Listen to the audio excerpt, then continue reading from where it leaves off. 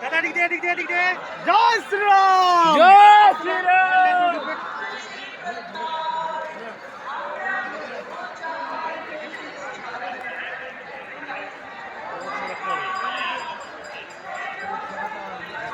Hello mic test, hello mic test. VIP তলে local বালা গেছিল তাহলে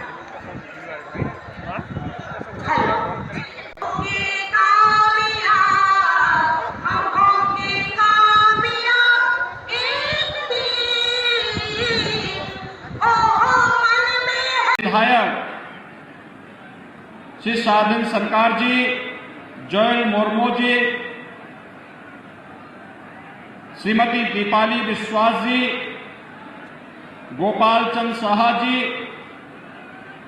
भारतीय जनता पार्टी के हमारे सभी पदाधिकारीगण और भारी संख्या में इस परिवर्तन यात्रा के साथ साक्षी बने हुए मालदा और उत्तर बंगाल के सभी उपस्थित भाइयों बहनों,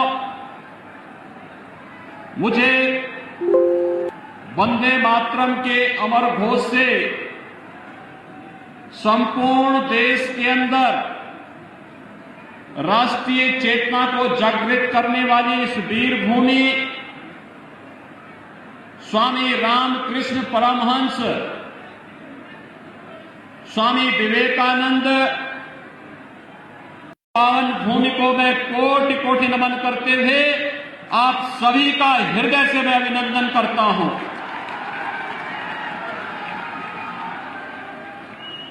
भाइयों बहनों, मालदा भारत की सनातन संस्कृति की भूमि है और भारत की सनातन संस्कृति की इस भूमि को कोटि कोटि नमन करते हुए आज मैं अपने आप को सौभाग्यशाली मानता हूं कि मुझे इस परिवर्तन यात्रा में आपके साथ सहभागी बनने का अवसर प्राप्त हुआ है। हम सब जानते हैं कि महाप्रभु चैतन्य महाप्रभु की इस पावन भूमि ने पूरे भारत के अंदर वैष्णव परंपरा का प्रचार प्रसार करने में जिस बड़ी भूमिका का निर्वहन किया, यह भूमि वैष्णवपाद के महान ध्वजाधारी गौरी वैष्णव जीवा गोस्वामी देवा जी की जन्म देने वाली भूमि भी है। स्वाभाविक रूप से बंगाल भारत के सांस्कृतिक राष्ट्रवाद की धरती रही है, भारत के स्वाधीनता आंदोलन की क्रांति की धरती रही है।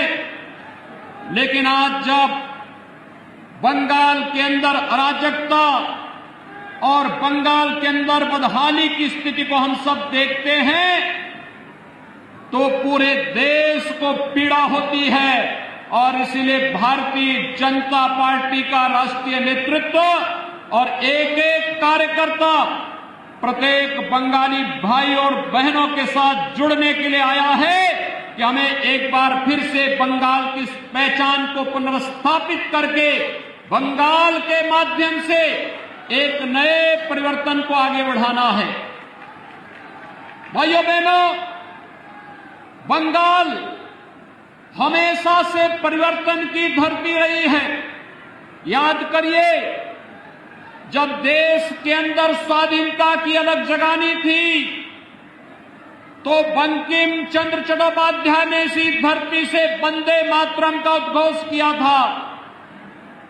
आनंद मठ उपन्यास के माध्यम से उन्होंने भारत की सुप्त चेतना को जागृत करके पूरे देश के अंदर राष्ट्रीयता का जो संचार किया था, आज भी हर भारतीय अपने राष्ट्रीय गीत के रूप में वंदे मातरम को मान करके भारत के स्वाभिमान और सम्मान का अलग देश और दुनिया के सामने प्रस्तुत करता है। ये धरती गुरुदेव रविंद्रनाथ टैगोर की धरती है।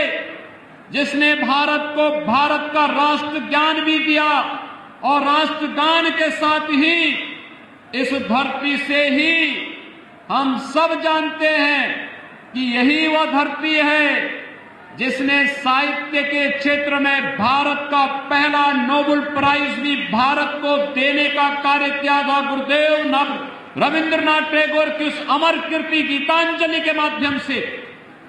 लेकिन आज बंगाल कहां चला गया है?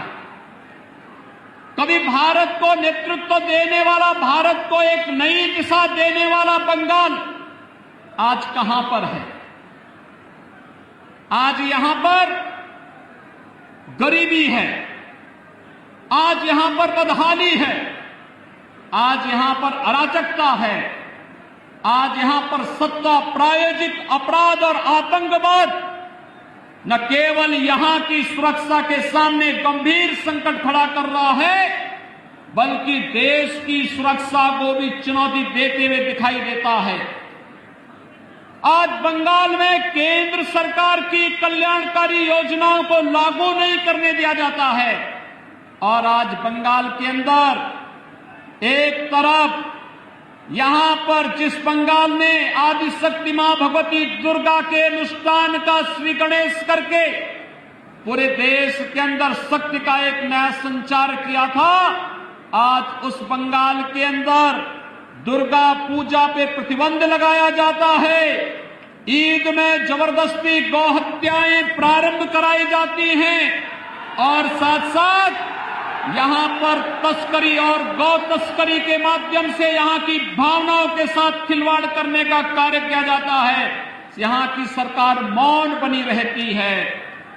भाइयों बहनों, बंगाल में आज जय श्री राम के नारे लगाने को भी प्रतिबंधित करने का कार्य किया जाता है और हमले करवाए जाते हैं। लेकिन मैं बंगाल की सरकार से कहना चाहता हूं, मैं ममता दीदी जी से अनुरोध करना चाहता हूं, एक सरकार कभी उत्तर प्रदेश में थी जो अयोध्या में राम भक्तों पर गोली चलाती थी, उस सरकार का और साहब ने देखा है क्या हो गया है। और अब बारी बंगाल में टीएमसी की सरकार की है।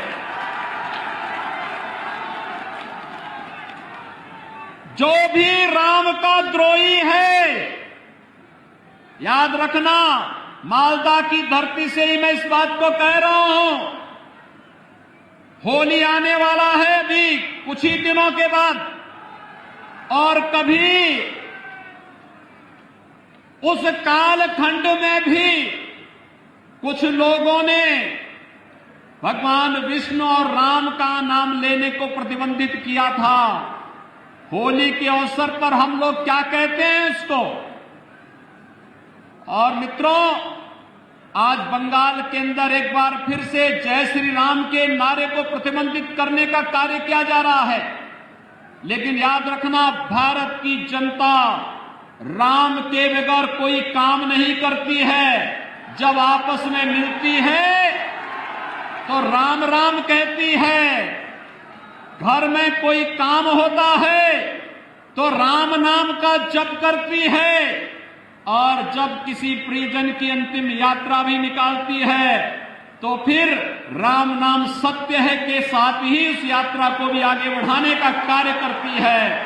राम के बगैर भारत का कोई काम ही नहीं, और जो रामद्रोही हैं उनके अभी भारत में कोई काम नहीं, बंगाल में कोई काम नहीं। ये संकल्प हम सबको लेकर के चलना है। और मैं यही पूछना चाहता हूं टीएमसी की सरकार से कि आपको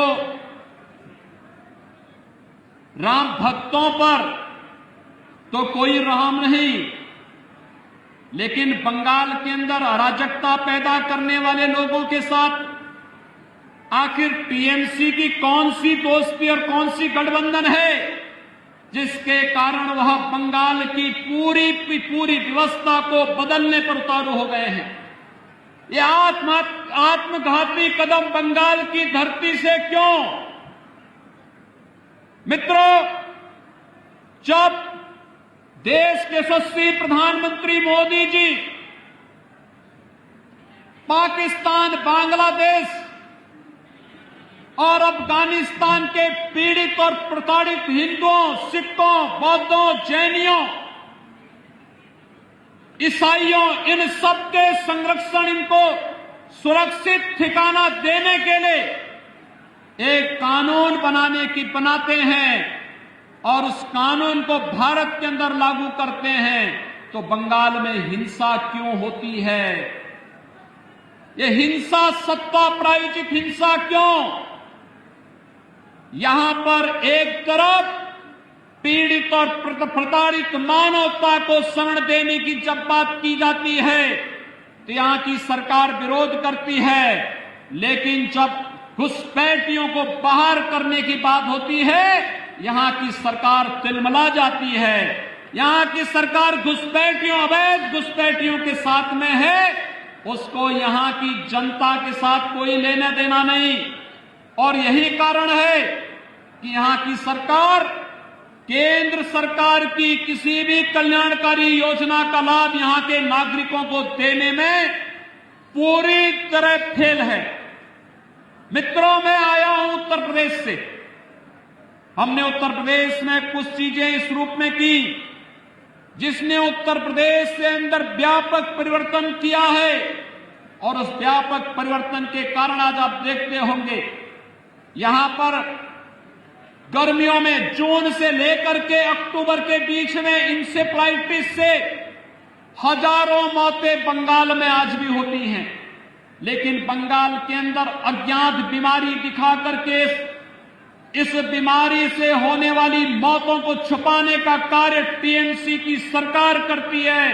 इससे पहले कम्युनिस्टों की सरकार भी यही बंगाल के अंदर करती थी, लेकिन हम लोगों ने प्रधानमंत्री मोदी जी के अनुकंपा और उनकी कृपा से स्वच्छ भारत मिशन के अंदर हर एक गरीब परिवार के घर में एक एक शौचालय बना दिया, हर एक घर तक शुद्ध पेयजल उपलब्ध कराने की व्यवस्था की।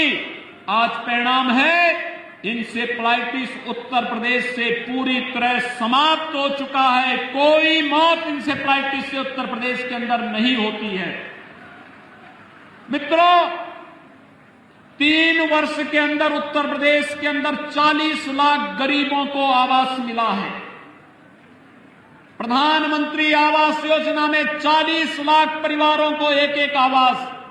मैं आ रहा था अभी बागडोगरा से, मैं देख रहा था मालदा तक एक भी गरीब व्यक्ति का पक्का मकान नहीं है।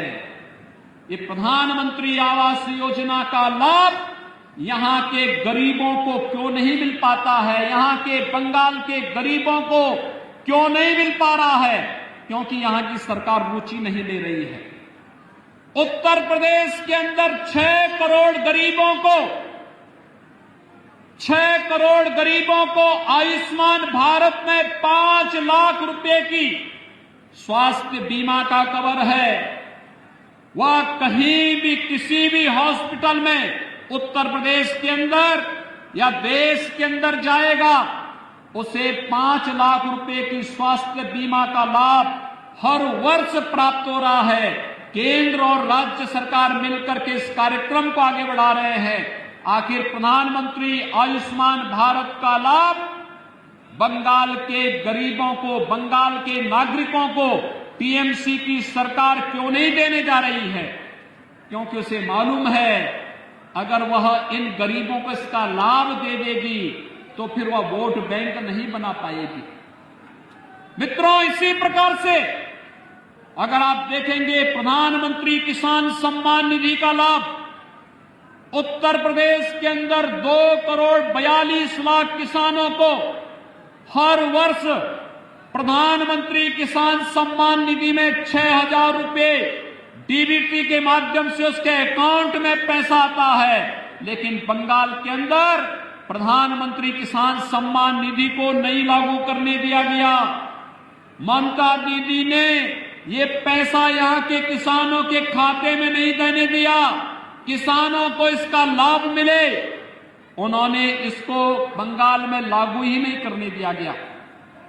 नेशनल प्रोडक्टिविटी के अंतर्गत one nation one ration card की सुविधा, अगर बंगाल का व्यक्ति बंगाल के अंदर चाहे तो बंगाल के अंदर, और अगर उसकी मर्जी आए तो वह देश के अंदर जहां कहीं रहता है राशन कार्ड से राशन लेने का लाभ ले सकता है। लेकिन टीएमसी की सरकार ने नेशनल पोर्टेबिलिटी को यहां लागू ही नहीं करने दिया, जिससे बंगाल के नागरिकों को राशन की सुविधा का लाभ नहीं मिल पाता है। केवल चंद टीएमसी के गुंडे खाद्यान्न घोटाले में लिप्त होकर के यहां के नागरिकों के खाद्यान्न को हजम करने का कार्य कर रहे हैं। मित्रों, बंगाल के अंदर छल छद्म और धोखे से यहां पर लव जिहाद की घटनाओं को भी अंजाम दिया जा रहा है। हम लोगों ने यूपी के अंदर कानून बना दिया, लेकिन बंगाल के अंदर क्योंकि तुष्टीकरण की राजनीति है, न वह गौ तस्करी को यहां की सरकार रोक पा रही है और न ही लव जिहाद की उन घातक गतिविधियों को जिसका दुष्परिणाम आने वाले समय में बड़ा खतरनाक होने जा रहा है, वह यहां की सरकार इसको रोकने में पूरी तरह विफल है। और इसीलिए आज हम सब परिवर्तन यात्रा में आप सबका आह्वान करने के लिए आए हैं। जो सरकार आपको सुरक्षा नहीं दे सकती, जो सरकार अपराधियों का संरक्षण दे रही हो, जिस सरकार को कानून का राज स्थापित करने में नहीं, जिस सरकार को एन केन प्रकारेण सत्ता में बना रहना ही अपना एकमात्र उसने युग धर्म बना लिया हो, उस सरकार के साथ जो गरीबों के लिए कार्य नहीं कर सकती, जो सरकार कमजोरों के लिए कार्य नहीं कर सकती, जो सरकार किसानों के लिए कार्य नहीं कर सकती, जो सरकार युवाओं के लिए कार्य नहीं कर सकती और जो सरकार महिलाओं को सुरक्षा नहीं दे सकती है, उस सरकार को एक भी क्षण रहने का अधिकार नहीं होना चाहिए। और बंगाल के भाइयों बहनों, मैं आप सबका आह्वान करने के लिए आया हूं। ये परिवर्तन यात्रा में जो उमड़ा हुआ ये जन सैलाब है, ये बंगाल के परिवर्तन का साक्षी बन करके इस परिवर्तन का बाग बनने के लिए उतारू हो गया है। और ये बाग इस रूप में उतारू हो चुका है, उसने संकल्प ले लिया है। मोदी जी के नेतृत्व में पूरे देश के अंदर जिस तरीके से कोरोना प्रबंधन का कार्य किया गया, हम आभारी हैं प्रधानमंत्री मोदी जी के। मित्रों, आभारी हैं प्रधानमंत्री मोदी जी के। उन्होंने कोरोना कालखंड के अंदर गरीब कल्याण पैकेज की घोषणा करके हर गरीब को फ्री में राशन देने का काम किया, हर गरीब को गरीब कल्याण पैकेज का लाभ दिया, जनधन अकाउंट धारी को 500 रुपये महीने लगातार 3 महीने तक देने का कार्य किया, हर वृद्धजन को, हर निराश्रित महिला को, हर दिव्यांग जन को भी उन्होंने 1,000 रुपये की राशि, भरण पोषण की राशि उपलब्ध कराई। और प्रधानमंत्री किसान सम्मान निधि से जुड़े हुए लोगों को भी उस दौरान अतिरिक्त पैसे की व्यवस्था उन्होंने उस समय की थी। आत्मनिर्भर भारत पैकेज के अंदर भी उन्होंने एमएसएमई के लिए, परंपरागत उद्यम के लिए, भारत के गांव के लिए, गरीबों के लिए, व्यापारियों के लिए एक बेहतर पैकेज की घोषणा की। कोरोना प्रबंधन में चाहे वह जिस भी राज्य ने जो डिमांड की, राज्यों को तो उसका लाभ दिया ही, लेकिन हम आभारी हैं प्रधानमंत्री मोदी जी के और भारत के वैज्ञानिकों के, जिन्होंने भारत को कोरोना से बचाने के लिए 2 स्वदेशी वैक्सीन भी दिए और वैक्सीन इस समय युद्ध स्तर पर लग रहे हैं। कल से आपने देखा होगा 60 वर्ष के ऊपर के लोगों को भी वैक्सीन लगना प्रारंभ हो गया है।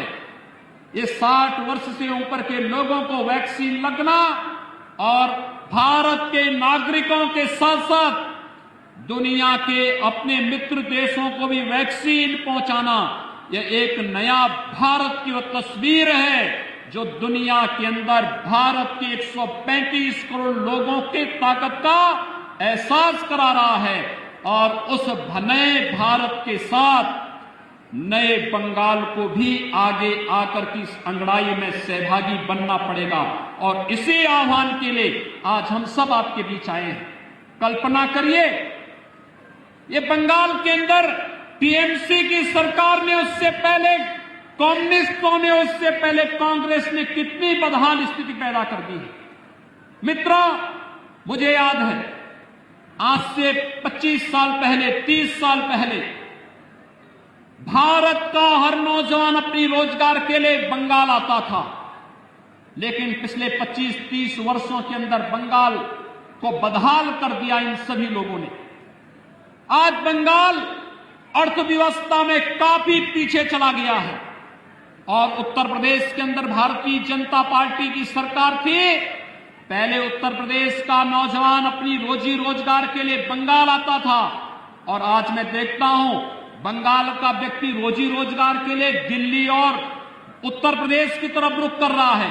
उत्तर प्रदेश आज देश की दूसरी अर्थव्यवस्था बन गया है। आखिर बंगाल आपका पश्चिमी बंगाल क्यों नहीं बन सकता है, जबकि संभावनाएं थी यहां पर। लेकिन यहां की सरकार ने उस प्रकार की सोच ही पैदा नहीं होने दी है। ये विकास में रुचि नहीं लेना चाहते, और विकास के साथ, विकास में तो रुचि नहीं, लेकिन राष्ट्रीय सुरक्षा के साथ भी ये लोग खिलवाड़ कर रहे हैं। आपने देखा होगा मोदी जी के नेतृत्व में जब देश के अंदर सरकार आई, पहले गरीबों के कल्याण के लिए योजनाएं बनी। गरीबों के कल्याण के लिए बनने वाली योजनाओं के साथ फिर उन्होंने देश की संप्रभुता को सुरक्षित रखने के लिए कार्यक्रमों को आगे बढ़ाया। याद करिए 5 अगस्त 2019 की तिथि, देश के अंदर आतंकवाद की प्रतीक बनी धारा 370 को हटाने का कार्य भी मोदी जी के नेतृत्व की भारतीय जनता पार्टी की सरकार ने किया था। याद करिए, इसी धरती पर पैदा होने वाले डॉक्टर श्यामा प्रसाद मुखर्जी ने घोषणा की थी, एक देश में 2 प्रधान, 2 विधान और 2 निशान नहीं चलेंगे, नहीं चलेंगे। और उन्होंने कश्मीर मुक्ति के लिए एक आंदोलन प्रारंभ किया था।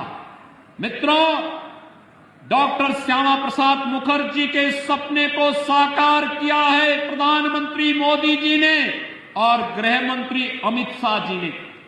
उन्होंने धारा 370 को कश्मीर की धरती से पूरी तरह समाप्त करके आज कश्मीर भारत के संविधान और भारत के कानून के अनुरूप भारत की व्यवस्था के साथ चल करके विकास की एक नई ऊंचाइयों को पार कर रहा है। मित्रों, 500 वर्षों से हर भारतीय जनमानस की अभिलाषा थी। वह अभिलाषा थी जिसके लिए बंगाल से भी कार सेवा करने के लिए हजारों नौजवान गए थे। श्री राम कोठारी और शरद कोठारी के बलिदान को कौन विस्मृत कर सकता है, जिन्होंने अयोध्या में बाबरी ढांचे को हटाने के लिए अपना बलिदान दिया था। और आज उस सपने को भारतीय जनता पार्टी की सरकार ने साकार किया है। 5 अगस्त 2020 को प्रधानमंत्री मोदी जी के कर कमलों से अयोध्या में भगवान श्री राम के भव्य मंदिर के निर्माण का मार्ग भी प्रशस्त हो गया है। अब अयोध्या में भगवान राम के भव्य मंदिर का निर्माण कार्य जिस युद्ध स्तर पर प्रारंभ हुआ है, आपने निधि समर्पण के आयोजन के साथ बंगाल के लोगों ने जो योगदान किया है, मैं आप सभी का हृदय से अभिनंदन करता हूं और आप सबका मैं आह्वान करता हूं, अयोध्या में भगवान राम के भव्य मंदिर निर्माण के साथ आपका समर्पण और आपका सहयोग प्राप्त हो गया है। इस परिवर्तन के साथ जुड़िए और भारतीय जनता पार्टी की इस परिवर्तन यात्रा के साथ जुड़ करके बंगाल के अंदर भारतीय जनता पार्टी की सरकार को लाइए और अयोध्या में भगवान राम के मंदिर में दर्शन करके बंगाल को बचाने और बंगाल को समृद्धि के पथ पर अग्रसर करने के आह्वान के साथ हम सभी को आगे आगे बढ़ना पड़े, भारतीय जनता पार्टी कर सकती है। मित्रों, आज जब टीएमसी की सरकार सुश्री ममता बनर्जी जी के नेतृत्व में पूरी तरह विफल हो चुकी है, तब उनके द्वारा तमाम प्रकार के अनर्गल आरोप पर प्रलाप किए जा रहे हैं। उनके द्वारा जिस प्रकार की टिप्पणियां और जिस प्रकार के वक्तव्य दिए जा रहे हैं, मुझे आश्चर्य होता है कि इतने लंबे समय तक मुख्यमंत्री रहने वाला व्यक्ति इस तेजी के साथ आपा खो दे, ये बड़ी विचित्र सी स्थिति है। उनके द्वारा जिस प्रकार की बातें और जिस प्रकार की वक्तव्य दिए जा रहे हैं, ये बंगाल का अपमान है, बंगाल के नागरिकों के साथ धोखा है। आप देख रहे हैं, गंगा मैया तो उत्तराखंड से उत्तर प्रदेश होते हुए, बिहार और झारखंड होते हुए, पश्चिमी बंगाल होते हुए गंगा सागर तक जाती है। ये गंगा मैया तो भारत की एकात्मता की एक बहुत पवित्र धारा का एहसास हम सबको कराती है, जो एक भारत श्रेष्ठ भारत के साथ हम सब को जोड़ती है। लेकिन आज कुछ लोग हैं जो बंगाल के अंदर रह करके भारत की इस एकात्मता को चुनौती देने की मुद्रा में लगातार अपने राजनीतिक स्वार्थों के लिए तुष्टीकरण की भेंट बंगाल को चढ़ा देना चाहते हैं। हमें बंगाल को तुष्टीकरण की भेंट नहीं चढ़ने देनी है। गंगा की अविरलता और निर्मलता को तो बनाए रखने के लिए नमामि गंगे परियोजना के माध्यम से प्रधानमंत्री मोदी जी के द्वारा कार्य किया जा रहा है, और साथ साथ गौ हत्या को रोकने के लिए भी बड़ा कार्यक्रम हम लोग प्रारंभ करने जा रहे हैं। उत्तर प्रदेश के अंदर कोई गौ हत्या नहीं कर सकता।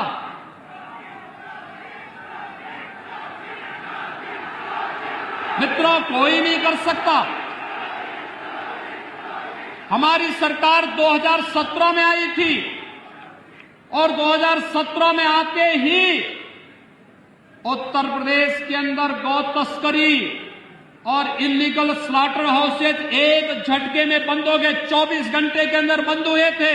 आप भारतीय जनता पार्टी की सरकार को लेकर के तो आइए, 24 घंटे के अंदर सभी इलीगल स्लॉटर हाउसेज बंद हो जाएंगे और 24 घंटे के अंदर ये तस्करी भी बंद हो जाएगी। गौ तस्करों को पता लग जाएगा कि गौ तस्करी, इलीगल स्लॉटरिंग और किसी भी प्रकार की अराजकता और अव्यवस्था का क्या दुष्परिणाम होगा। उत्तर प्रदेश के अंदर 4 वर्षों में कोई दंगा नहीं हुआ। किसी पर्व और त्योहार को कोई मनाने से रोक नहीं सकता। कोई भी यात्रा वहां पर आज प्रतिबंधित नहीं है। बंगाल में तो न्यायपालिका को यहां की सरकार से कहना पड़ता है कि अगर उत्तर प्रदेश में दुर्गा पूजा का आयोजन हो सकता तो बंगाल में क्यों नहीं हो सकता है। आपको याद होगा, जब दुर्गा पूजा का समय और ईद का समय एक ही साथ पड़ा था या मुहर्रम का समय एक साथ पड़ा था, तो यहां की सरकार ने मुहर्रम के जुलूस को तो अनुमति दी, लेकिन दुर्गा पूजा के पंडालों में प्रतिबंध लगा दिया था। उत्तर प्रदेश में जब बात आई, उत्तर प्रदेश में हम लोगों ने कहा कि नहीं भाई, दुर्गा पूजा का जो समय होगा उस समय पूजा ही होगी और उस समय पूजा में कोई व्यवधान हम नहीं पड़ने देंगे। और एक भी जगह पूजा के पंडाल नहीं रोके गए थे। लेकिन बंगाल के अंदर बैन किए जाते हैं, पूजा को प्रतिबंधित किया जाता है, भावनाओं के साथ खिलवाड़ किया जाता है, गो तस्करों को प्रश्रय दिया जाता है, उनके समर्थन में सत्ता के यहां पर वक्तव्य आते हैं।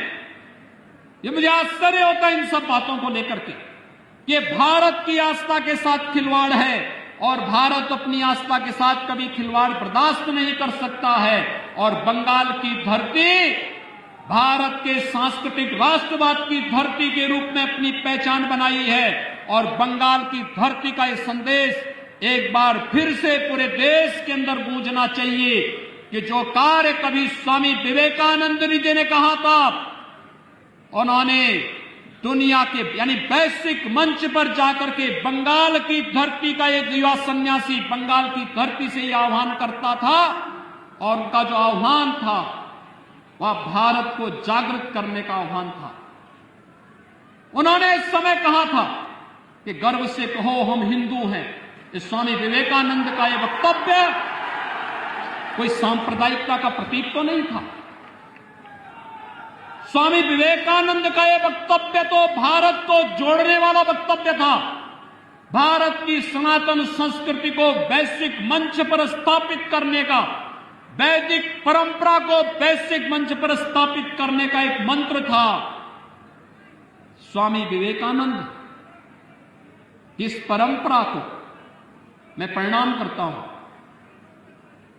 रामकृष्ण परमहंस की साधना से पवित्र इस धरती ने, स्वामी प्रणवानंद जी की साधना से पवित्र इस धरती ने भारत के राष्ट्रवाद को एक नई ऊंचाइयां प्रदान की थी, जिसने भारत के अंदर देखते ही देखते आजादी के बंदों को वंदे मातरम के इस मंत्र के माध्यम से विदेशी हुकूमत के खिलाफ लड़ने की एक नया जोश और एक नया तेज दिया था। और भाइयों बहनों, एक बार फिर से जो लोग तुष्टीकरण की राजनीति करके बंगाल के सामाजिक और यहां की आध्यात्मिक व्यवस्था के साथ, सांस्कृतिक व्यवस्था के साथ खिलवाड़ करके बंगाल की पहचान को अपने वोट बैंक के लिए नष्ट करना चाहते हैं, उनको मुंहतोड़ जवाब देने का अवसर आपके पास विधानसभा चुनाव के माध्यम से आया है। मैं आप सभी का आह्वान करने के लिए आया हूं कि बंगाल की धरती को हम अराजकता की धरती नहीं बनने देंगे। आप निश्चिंत रहिए, भारतीय जनता केवल अब ये 1 महीने का मात्र समय है। 1 महीने के अंदर एक परिवर्तन जमीन पर उतरता हुआ दिखाई देगा। ये आपका एक जमावड़ा इस बात को प्रदर्शित करता है। तब टीएमसी के नाम पर जो लोग गुंडागर्दी कर रहे हैं, आप देखते होंगे उत्तर प्रदेश के अंदर जो लोग पहले गुंडागर्दी करते थे, आज वे लोग अपने गलियों में अपने गले में तख्ती बांध करके चलते हैं कि रहम कर दो। और मैं कह सकता हूं, मैं देख रहा था एक तस्वीर, भारतीय जनता पार्टी के एक कार्यकर्ता की बुजुर्ग माता को टीएमसी के गुंडों ने इस बेरहमी के साथ पीटा और उनके मुंह पर जो सूजन था उसको देखते हुए आंखों में आंसू आ रहे थे कि कितने बेरहम और बर्बर हैं ये लोग, एक महिला को भी नहीं छोड़ते। और अपराधी अगर अपराध करता है तो पुलिस का काम है अपराधी के खिलाफ कार्रवाई करना, प्रशासन का काम है, शासन का काम है उस अपराधी के खिलाफ कार्रवाई करना। लेकिन अगर शासन और प्रशासन अपराधी के खिलाफ कार्रवाई करने की बजाय वक्तव्य दें कि ये सूजन तो घर के विवाद का है, ये पीटने से नहीं सूजन आया है, ये सूजन तो दिखाई दे रहा है मुंह पे, चोट के निशान है, और तब भी बयान दिया जा रहा है कि ये सूजन तो मामूली से विवाद के कारण खड़ा हुआ है। आश्चर्य होता है मुझे, ये पार्टी बनकर के काम करना बंद करे। और मुझे लगता है कि बहुत समय नहीं, भाइयों बहनों, भारत निर्वाचन आयोग ने चुनाव की घोषणा कर दी है, चुनाव की प्रक्रिया प्रारंभ हो चुकी है। बस अब मान करके चलिए 2 मई के बाद भारतीय जनता पार्टी की सरकार जब बंगाल के अंदर बनेगी तो टीएमसी और कम्युनिस्टों के नाम पर गुंडागर्दी और अराजकता फैलाने वाले गुंडे अपनी जान की भीख मांगते हुए गलियों, अपने गले में तख्ती लेकर के घूमते हुए फिरेंगे। और उस समय फिर वह दृश्य देश के सामने होगा कि जो भी कानून के साथ खिलवाड़ करेगा उसको अपनी जान की भीख मांगने के लिए इसी प्रकार से मजबूर होना पड़ेगा। और तब उस समय के लिए हम सबको अपने को तैयार करना होगा। सारे मतभेदों को भुला करके बंगाल को उसकी पहचान को पुनर्स्थापित करने के लिए, बंगाल को विकास की राह पर ले चलने के लिए प्रधानमंत्री मोदी जी के नेतृत्व में एक भारत श्रेष्ठ भारत की परिकल्पना को साकार करने के लिए बंगाल के नागरिकों को भी रोजगार चाहिए, नौकरी चाहिए। बंगाल के नौजवानों के लिए भी अच्छे अवसर होने चाहिए। बंगाल के गरीबों को भी शासन की सुविधा का लाभ मिलना चाहिए। बंगाल के किसानों को भी प्रधानमंत्री किसान सम्मान निधि का लाभ मिलना ही चाहिए और बंगाल के गरीबों को भी स्वास्थ्य बीमा का कवर मिलना ही चाहिए। और ये तभी हो पाएगा जब भारतीय जनता पार्टी पूरी मेजोरिटी के साथ, फुल मेजोरिटी के साथ बंगाल के अंदर सरकार बनाएगी और डबल इंजन की सरकार बंगाल के अंदर भारतीय जनता पार्टी की सरकार और केंद्र में मोदी जी की सरकार जब मिलेगी, डबल इंजन की ये सरकार आपके विकास को उतनी ही गुना तेजी के साथ आगे बढ़ाने का कार्य करेगी। ये परिवर्तन यात्रा इसी विश्वास के साथ आज यहां पर इस आयोजन के साथ यहां पर आज यह आयोजन इसी उद्देश्य से संपन्न हो रहा है। मैं आप सबको, अभी हमारा होली का पर्व होने जा रहा है।